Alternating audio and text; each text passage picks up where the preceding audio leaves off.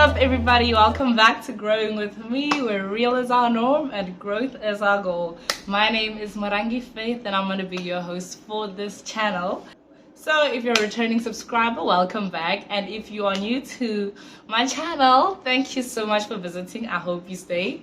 So as you guys can tell by the title, today we're doing a Q&A. So 2 weeks ago, I posted a sticker on my Instagram and had you guys ask me questions. Some of y'all responded, and for those that did, thank you so much. So I'm gonna answer those now so you guys can get to know your girl a little bit better. It's also been a while since I've sat down and talked to the camera, so it feels kind of weird again because I've just been doing vlogs. So yeah, I'm gonna get with the first one. So the first one, very basic: summer or winter. So personally, I'm a summer girl. You can come for me. But also, I'm from Limpopo, guys. It's very, very hot there. So, like, heat is my comfort. Heat feels like home. And winter is just so, like, it's so paralyzing, man. Like, I can't do anything in winter. Studying feels a lot harder. Getting to class feels a lot harder. And it's just, yeah, I like summer. I like wearing summer clothes because, like, they're lighter. Winter gets winter comes with a lot of drip. That's the only reason I like it. But otherwise, I'm not a fan of winter. So definitely summer for me. So thank you for that question. Question number 2, ask me, how are you? Like, honestly, how are you feeling? Thank you for this question, for checking up on your girl. But I'd say I'm really good. I think I'm in a good space. Given the circumstances, like, school's starting to get a little bit more hectic now, so the stress levels are rising a little bit. But otherwise, mental health is in check, emotional well-being is in check, physical well-being is in check. I was sick a few weeks ago and that was horrendous, but I blame Hatfield. But yeah, I'd say generally speaking, I am good and I am feeling alright. Like, I'm not hyper excited, I'm not sad, I'm just chilling. I'm just existing, but I'm good. Thank you so much for asking. Okay, so the next question said, I like this question actually. Y'all ask really good questions, but some of y'all ask really heavy questions, and that's why I'm starting with the lighter ones, because I don't want to just jump into heavy questions. My battery's low. But the next question said, we're on a road trip. I give you access to the Bluetooth. What are your first 3 songs? So obviously these would change with like time, but these are my current jams. So this is what I would play right now. First song is Sete or Set. I don't know, like, y'all know the song by K.O. Youngstown and Blackie, so that's my first song. Second song is Stormzy, Hide and Seek. And third song is Alicia Keys, City of Gods. So those are my top 3 choices at the current moment. Like, if you take me on a road trip tomorrow. So the next question asked, are you thinking about family yet? Yes and no. Like, no in the sense that I don't imagine myself being married in the next 3 years. So I'm not thinking that far. Like, I'm thinking in the next 5 years, it would be nice to be married, right? But like, I'm not putting that type of pressure on myself either. And in terms of like popping out babies, that's also not gonna be in at least the next 7 years. So am I thinking about family? I do sit down and imagine my family, my household, my husband, my children, the type of family dynamic we're gonna have, the household we're gonna lead. But I'm not thinking about popping babies or getting married in at least the next 5 years. So I don't know if that is what you're looking for, but yeah.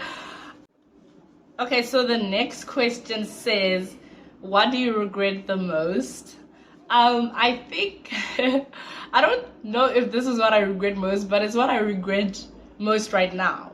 I don't think this is throughout the entire trajectory of my life. Like, there's probably been things I've regretted at different times in my life, and I've learned from it, grown from it, and accepted my current reality. But as of right now, at my age, this is what I regret most, is not having chosen a different degree. Like, because I'm studying actuarial science, but I think I chose that in ignorance because math is what I was good at in high school, and I was like, okay, surely this is what I must do in university.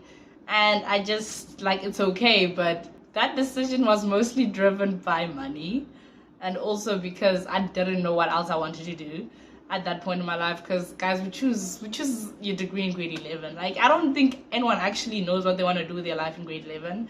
So my choice was mostly ambition driven. I was like, okay, I'm in it for the money. Also, I was kind of good at math in high school, so kind of like like I was good in math in high school, so I thought that decision only made sense.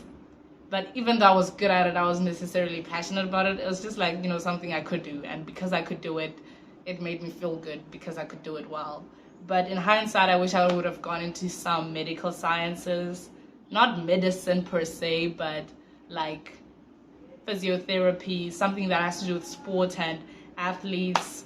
So I think that's what I regret the most at this point. But like, I've accepted it because, like, I mean, I'll make money, but I don't think I went the passion route in terms of my career path when I chose what to study. So I'd say that's what I regret the most at this point in my life. Also because I'm like quarter to being done with my degree, and it's just like, okay, well, we're here now, so let's just wrap it up. If I still want to go study something in like sports science or physiotherapy or like that type of vibe, I'll be able to do that if it's something I'm passionate about. But yeah, I'd say that's about it. All right, so the next question said, yo, y'all asked some heavy questions here, but I'm grateful because it's topics of interest, so I'm more than happy to talk about them.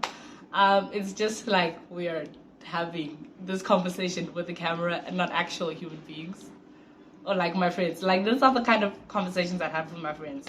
So it asks, what is your most traumatic experience? So I think my most traumatic experience led me to a cross. I don't know if it's because traumatic is very subjective. Traumatic is very to each their own. So mine led me to my salvation. It led me to a very like alone place.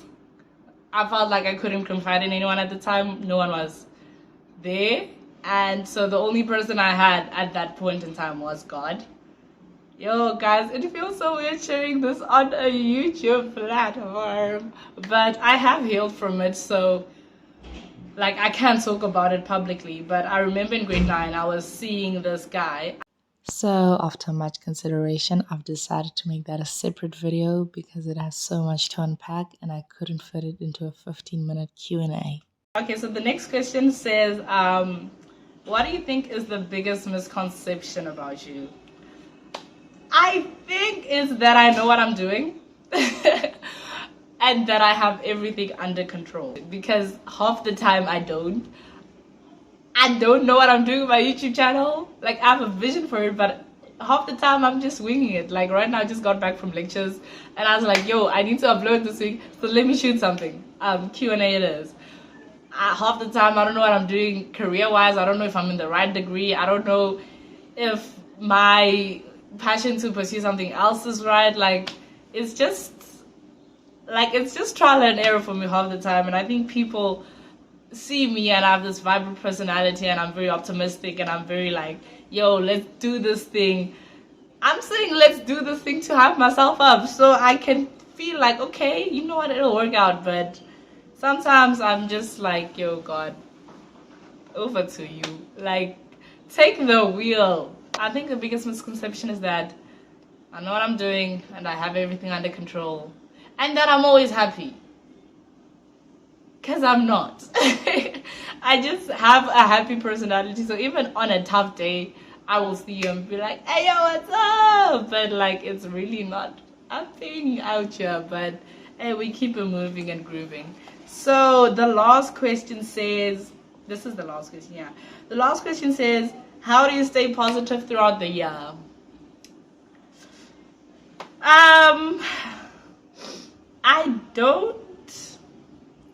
I don't. Yeah, I don't stay positive throughout the year. And I'm aware that it sometimes may look like it because, like I said, I do have a very bubbly and personality. But I think my biggest sense of comfort is the friends that I keep, and definitely God and my parents. So, like, when stuff starts hitting the fan, it's like I have really good support pillars, and it just, like, they speak life when I can't speak it myself. Because I do speak life as much as possible. I'm very optimistic. But when days are tough and the going gets tough, I have my friends to be like, no, but this is not like you, and you will get through it, right? So I think also, I apologize if I have made it seem like I am always happy and positive and optimistic. There are times when I'm really not, like when I don't see the light of day. Like last year was tough, y'all. Like, academically speaking, I thought I was gonna fail. I was like, I won't be able to graduate with my friends, I won't be able to do my honors. Like, it was just a lot going on, emotionally and degree-ically. But I think everyone goes through that. But in that point of my life, I remember I would rock up to class with like heavy concealer, and my classmates would be like, "Are you okay? Because you're wearing more makeup than usual." Yeah, that goes to tell you what kind of classmates I have. But yeah, it's a struggle for all of us. But like, just pay attention to your inner circle. Pay attention to those that stay even in the tough times. Like, I have this one friend. Her name is Lewa. Shout out to my girl, y'all. But yeah, I remember, like, there were times last year when I was cross-nighting because I genuinely thought I was gonna fail my year, and if I failed my major, which was stats at the time, it would block all my third year modules, so I wouldn't be able to take anything in third year, and I'd have to repeat that one module alone. And so when I'd be studying, she'd just sit there for like comfort. Like, she would just sit, like, she wouldn't have any work to do, she wouldn't have to study, but she would literally just sit and watch me cross night. And so I think those are the kind of support pillars you need. Like, your circle makes up for a lot of your success. So yeah, but otherwise, when life is good, how can you not be positive when life is good? But yeah, just to wrap up, I think a practical way that I do stay positive is through gratitude. I don't always succeed, but I try by all means just to acknowledge the miracle of my life. Like, I haven't been through the most. Like, my story is my story to own, but I've been through quite a bit, and just to see how God has been with me and shaped me throughout all that, and I'm still here. And no matter how tough it gets in the next year also, He's still gonna be there. His love and grace is still gonna sustain me. And my pastor always says your best days are ahead of you. So I think sometimes we get caught up in what we've lost, in what relationship ended, in what friendships ended, in what money we lost, or we just hold on to what's gone and we lose sight of what's still to come. So just holding on to that hope and being like, listen, we're still going. This life thing, it's amazing, actually, right? Also, the interactions you're able to have. I think those are things that we often take for granted. Like, I'm an extrovert to, I think, a decent extent.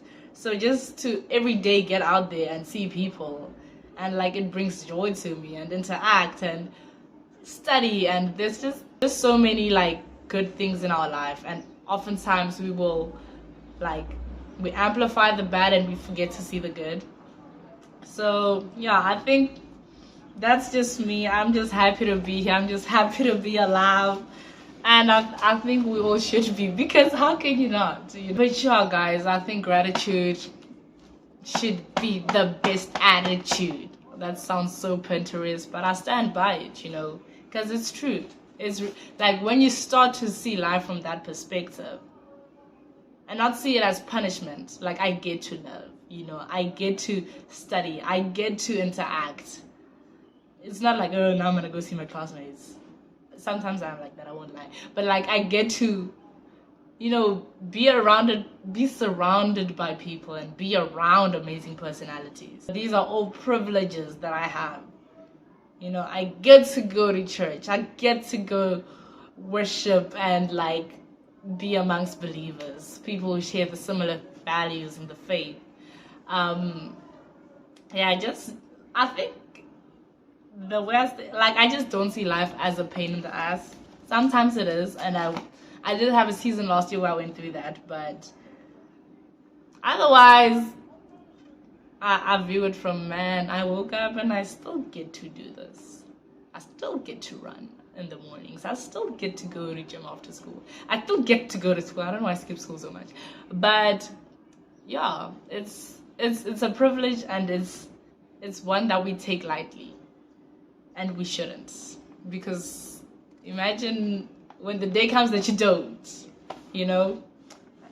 But otherwise, guys, thanks so much for the questions. I think that's about it.